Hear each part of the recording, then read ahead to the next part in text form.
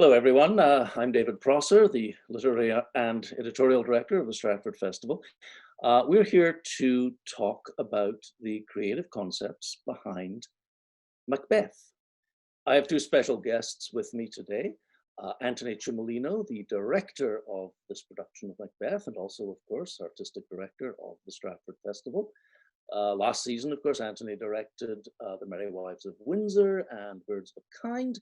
And besides Macbeth, he also directed three other productions that are part of this film series, King Lear, The Tempest, and Hamlet. I've also got with me Julie Fox, the designer of Macbeth, who also has designed many festival productions, including last season's Merry Wives of Windsor. She's also designed another of the productions in our film series, The Taming of the Shrew. Thank you both for being with me today. Welcome to Creative Concepts. Thank you, David. Hi, Julie. Hi.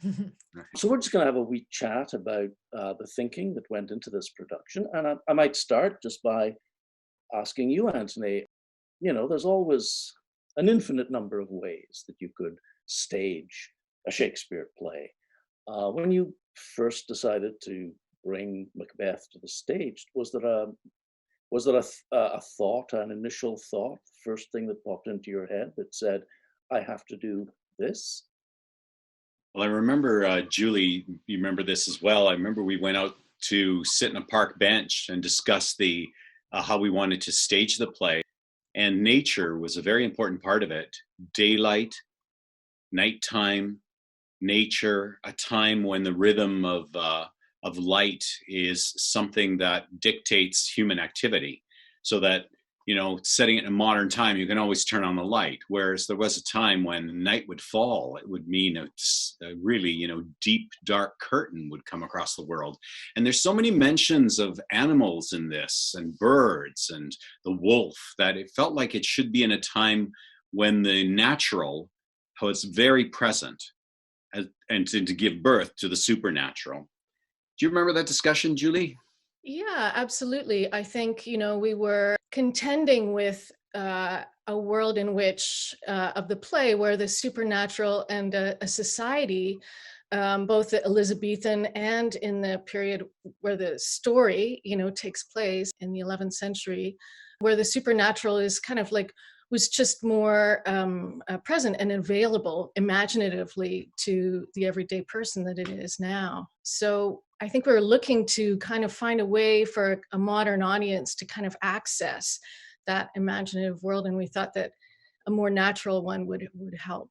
Was it clear to you from the start that we call them the witches, but really Shakespeare doesn't really ever call them witches, does he? He calls them the weird sisters.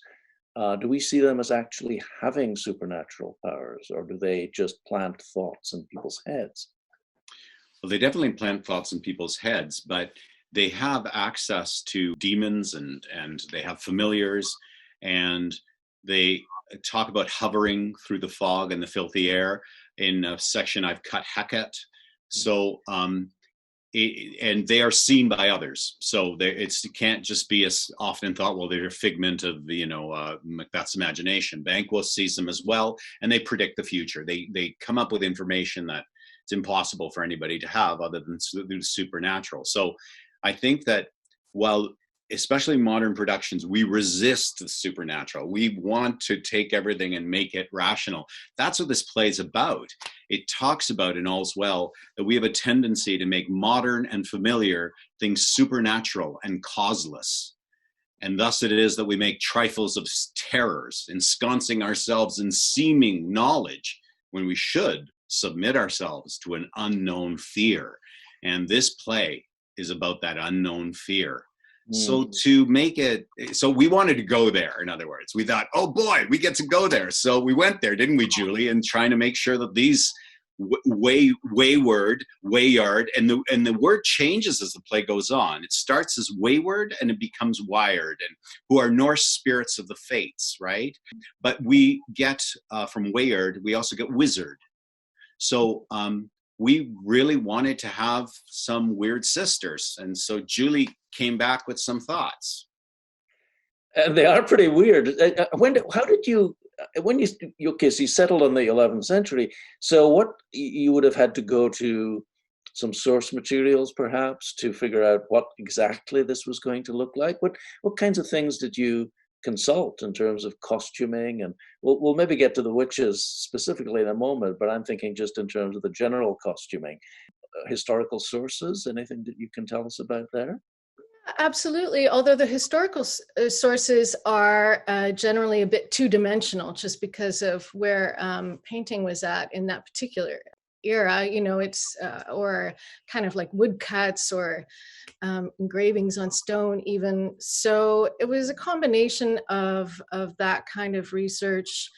For atmosphere, paintings like Goya, which feels a lot like those kind of peat bogs in northern Scotland, and the kind of essentialized, sort of primitive clothing. The atmosphere of that. When we did an interview with the witches, one of them told me it was the first time in her career that a designer had asked her what she wanted in her costume, what she wanted it to look like, to feel like. Wow. So Julie came in with lots of wonderful source material, and she made it all look compelling because, it's hard to take something from the 11th century and make it look like that's right, that it looks beautiful and powerful. But what's really the miraculous thing is she did that while allowing other artists to create and with input, because that must drive you mad, Julie. Oh, well, that's actually the fun part is kind of collaborating with the actor, because you want to provide them with the means to create the best performance possible. So the more inspired they are, and the more that it feels, in the same way that I want to create a set which is easy for Antoni to work with, which feels natural to him. That makes the set look better. And similarly, the costumes, if the actors kind of they feel like it's the right thing for this particular character to be wearing it, it makes us both look good. It's interesting. I mean, audiences, I think, often imagine that there's two kinds of designs. There's historically accurate and there's fanciful. I think people don't always realize that every interpretation of the past, however rooted in whatever evidence you can get your hands on, is always transformed by imagination. I'm interested in the witches. It's particularly their eyes. They had to wear contact lenses, or some of them did, right? Yeah, some of them had like kind of various body modifications, which it's great that it's a kind of like fashion these days. So there's lots of things available to kind of help with that, like the contact lenses. And another of the actors had a kind of a hump on her back. So they were text-based because we discovered the first witch had a cat as a familiar, would always ask the questions. And the second witch had a toad as a familiar, and therefore the bald pate, the toad-like, the hump, right, look of it, and would qualify the question. And the third witch was the one with a harpy as a familiar and would answer the questions. And therefore, because she seemed to have access to the future, we made her a blind seer, someone who was a telepath. So all of those design elements came from the text. Did the witch, did the weird sister have to get used to wearing contact lenses, or was that already? I think it was hard, David. She especially the director made it very dark, as she would come upstairs at the beginning. So the combination of thick whiteout contact lenses and very dark stairs made it so that she was that witch was an angel throughout that year to do all that. A saint. Which is a saint. So you spoke about nature right off the top, Antoni, and I mean the physical set for this, as I recall, there was a tangle of kind of thorny branches at the back of the set, right? And then there was the stage floor had rocks and a kind of mossy grass. I mean, it was a very outdoors, very physical environment. Choosing to do that rather than the bare stage, which is often favored for some Shakespeare productions, you really wanted to create that physical world. And was that a thought that was right there from the start? Yes, I mean, I'll let Julie answer that, but she evolved it beautifully. But one of the questions we had, remember, Julie, was the shape of that floor. The Tanya octagonal, it has the benefit of being a circle, an octagon that kind of has a round, but it has within it a kind of friendliness. And we wanted something that jutted out like a dagger. And so we were looking at pentagrams. We were trying to find a series of movement patterns and an aggressiveness to the stage, which went beyond the pattern that Tanya had wisely chosen as being neutral for all plays. And so eventually Julie came up with that beautiful diamond shape, which if you look at the geometry of it, how it reconciles with Tanya's design in the festival stage is gorgeous. And it also gave us an area that was set off. And then Julie came forward with the idea of the rocks and the brambles, because we wanted nature and we wanted the witches to be able to just fade into disappear into the natural. Because they have to disappear, right? At one point, they have to vanish. The earth hath bubbles as the air hath. So yeah. One way or another, you've got to get them to go poof. Architecturally, and the festival stage kind of evokes that Elizabethan architecture to a degree, and the costumes. There's a kind of geometry, a bit of an urban quality. The architecture is quite present in the festival theater with all that kind of dark wood. So we wanted a way to kind of work with the offering of the architectural space, but to transform it as well. So by creating a kind of island of this separate playing space, which, as Antoni said, was this dagger shape, was a kind of diamond shape with this kind of very sharp prow, which is also kind of skewing the space relative to the given architectures, which is also seems it's like a bit of an off kilter. It's like, the subjective experience of Macbeth, and thematically interesting, of course, that it would be an island. And that dynamic, that kind of, it created a space where the actors could be kind of crowded together or to take a distance from each other, which is always great in terms of, creating interesting blocking.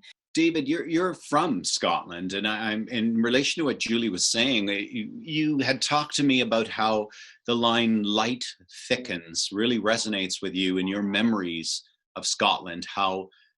And I thought about Canada and Scotland, both northern countries, the wildness of the rugged landscape and the responsibility of a host. Because, in a northern country like that, when you bring somebody into your home, you have a responsibility to protect them, to take them out of the wilderness, away from the wolves, away from the cold, away from those elements. And therefore it ups and of course, Macbeth invites into his home a man, his king, that he's going to kill.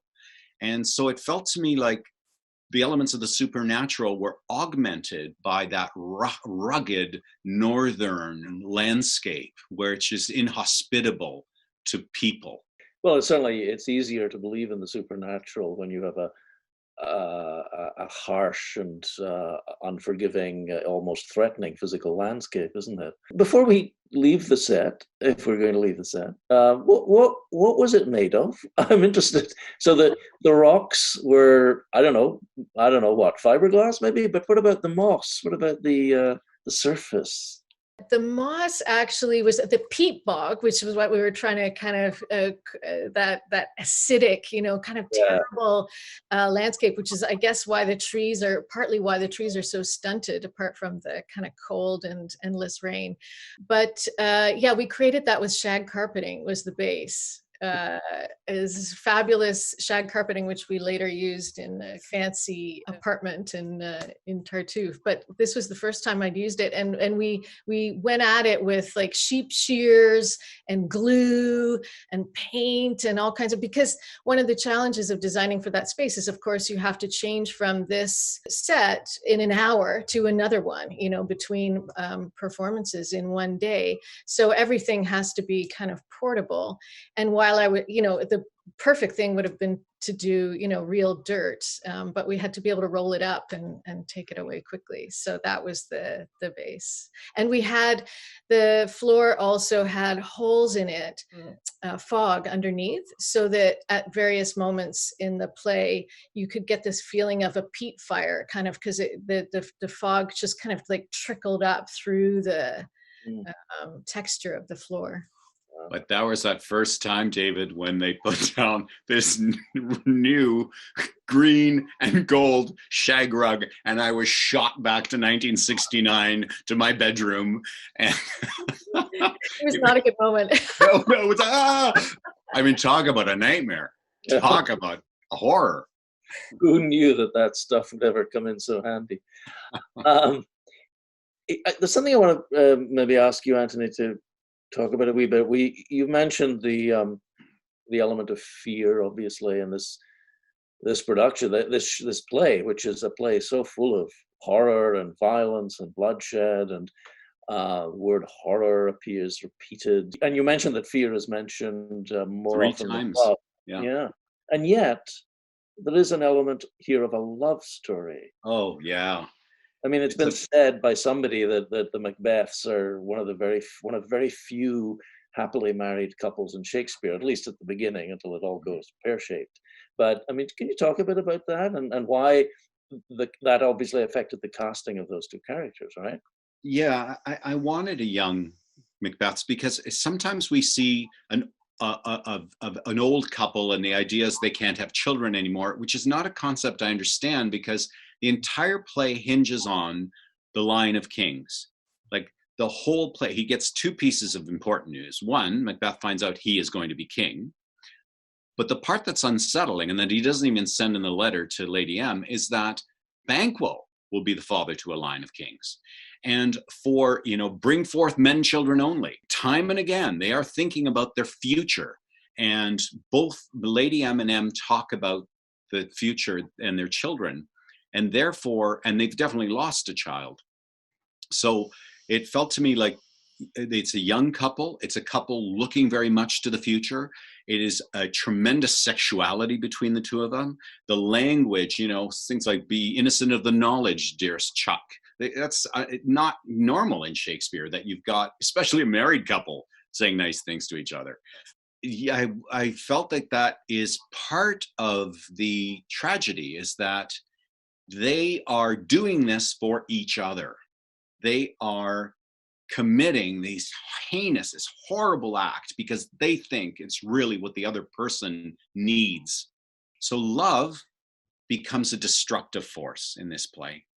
And it is such a tragedy because, so unnecessary. I mean, at the beginning of the play, they've really got it all. I mean, Macbeth has become the hero in battle. He's been rewarded. The king's coming to stay overnight. Not everybody gets the king coming to stay overnight. Their trajectories would have been pretty cushy had they just left well alone. No, and he says that if chance will have me king, then chance may crown me without my stir. And in that version of events, if he had heard the news and let it roll off his back the same way that Banquo lets the news roll off his back, then clearly both the king and Malcolm and Donalbain would have been hit by some sort of medieval version of a lorry or a truck, and he would have had to do nothing. Instead, the couple decides they need to do something. And as the witches say, I'll do, and I'll do, and I'll do. And it's in the doing that they do something that can't be undone. This play, of course, has the most catastrophic dinner party in drama, unless you count the one in Timon of Athens. Between you and Julie, you managed to create this coup de théâtre, as I think we can only call it, in which you go from the murder of Banquo instantly, like nothing, just instant jump cut to a full-blown banquet scene with table and people carousing. I mean, when you watch it in the film, you probably are so accustomed to that in film, but this was done live on stage, and the effect on stage was like, whoa.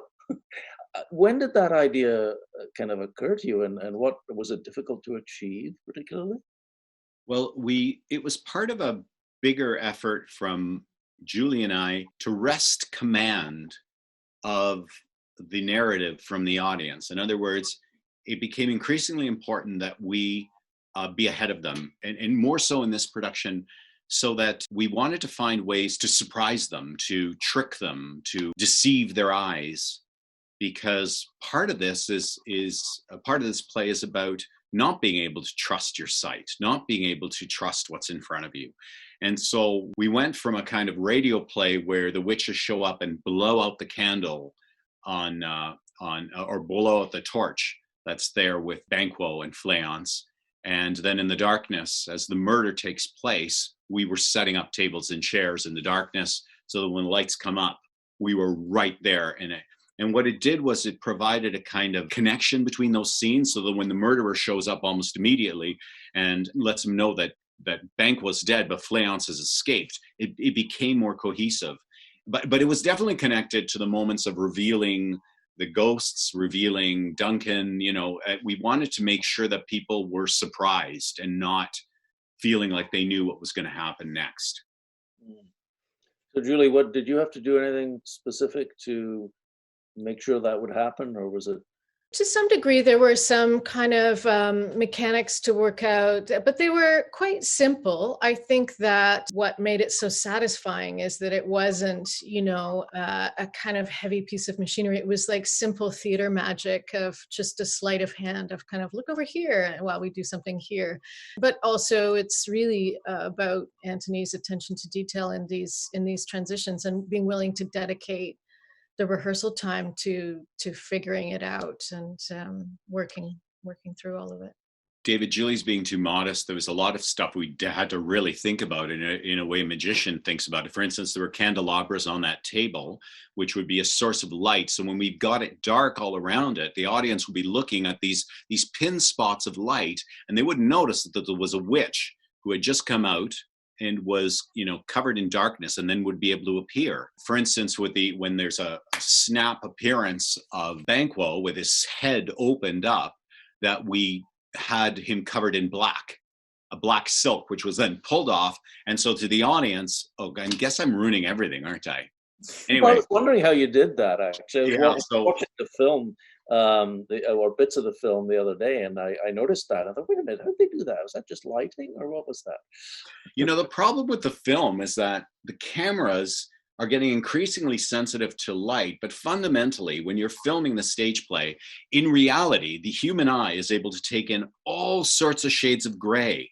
And therefore, it's much harder to deceive the human eye on stage. With a camera, you're not there until there's just that little bit more light, and suddenly you're there fully. That's kind of the way they work. They suddenly pop up. So it's kind of easy to create images just popping up on camera. It's much harder in the theater, where you can see a kind of gray shape lurking, and unconsciously it kind of ruins the surprise. Whereas our job, Julie and my job, was to pull the eye away from what we didn't want the audience to see, and then instantly reveal that thing so that the audience was shocked. It very much becomes about kind of sleight of hand. Mm. And we were also abetted by a fantastic lighting designers, Michael Walton, Yes, and Rembrandt, but he would like layer in with this kind of beautiful painterly kind of composition, like a strobe, like just a little kind of hit of a strobe here and there, which would help, add a supernatural dimension to the lighting. What Julie was talking about, the holes in the carpet that would allow just a little bit of steam, just enough to catch the beams of light. With Michael's brilliance, well, dimness, but great, brilliant talent. And he would do what you talked about, which was light thickens. You could have that sense of the light actually changing into something solid.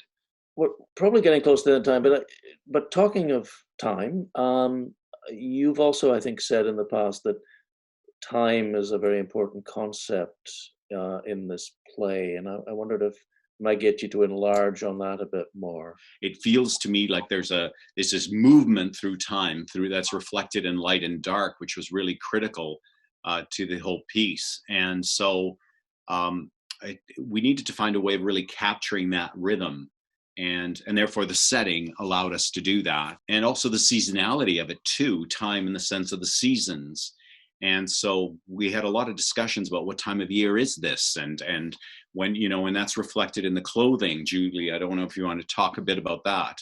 Well, yeah, I mean, we decided that it shouldn't be too warm out, but that's not difficult. Having set it in northern Scotland, it's kind of chilly throughout the year. The first word in the play is when. Mm. You know, and so when shall we meet again? And then next thing you know, Duncan's saying he can tell us the latest news about what's happened on the battlefield that he's not on, and they're getting reports. And then we find out that Cawdor has been treacherous and he's going to be removed. And then the next thing we go to Banquo and Macbeth, who have not heard that news about Cawdor, and they're told that news by the witches, and then that news is confirmed. So this element of time, who knew what, when, what, you know, the letter that arrives at Lady M, all of these things are carefully kind of paced out. And so there has to be a kind of a sense of that as and time, of course, is critical in all of Shakespeare's works. I mean, you know, like, if there were more time for Romeo and Juliet, they probably wouldn't be dead. You know, like the relentlessness of the speed is the thing that kills. One of the key lines for me is always, if we could look into the seeds of time, right, which will grow, which will not, which is really, you know, that's what we were saying earlier about if he just left it alone, it might have been fine. We cannot know what the future will produce. Talking of time, I guess we're probably out of it. So Malcolm says the time is free. Time is out of joint, but that's a different play. So listen, I will thank you both for joining this. Julie Fox, the designer of Macbeth, Antoni Cimolino, the director of Macbeth and artistic director of the Stratford Festival. Thank you both very much for being here, and we will look forward to seeing you later and to seeing Macbeth. Thank you, David. Thank you, Julie. Bye all. Enjoy. Bye. Bye.